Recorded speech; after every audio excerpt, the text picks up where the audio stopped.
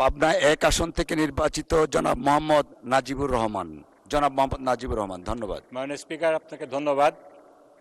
আমার আজকের ৭১ বিধির যেই বিষয়টি রয়েছে সেটি হলো সাঁথিয়া উপজেলা স্বাস্থ্য কমপ্লেক্সের 50 শয্যা থেকে 150 শয্যায় উন্নীত করে এই হসপিটালটিকে আধুনিক সরঞ্জামাদি, চিকিৎসক এবং জনবলের মাধ্যমে উন্নতি করার জন্য মাননীয় মন্ত্রী মহোদয়ের দৃষ্টি আকর্ষণ করছি।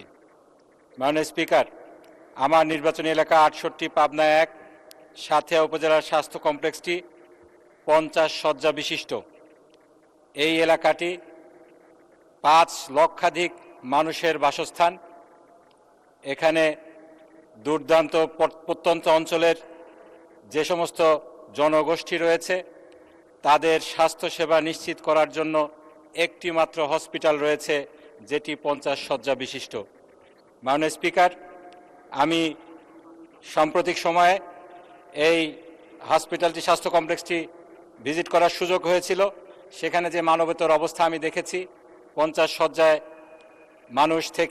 মানুষ এখন মাটিতে থাকতে হচ্ছে, মানুষকে বারান্দায় শুয়ে থাকতে হচ্ছে অসুস্থ রোগীদেরকে। একই সাথে উন্নত যন্ত্রপাতি এবং সরঞ্জামাদির অভাবে এখানে চিকিৎসা সেবা মারাত্মকভাবে বিঘ্নিত হচ্ছে।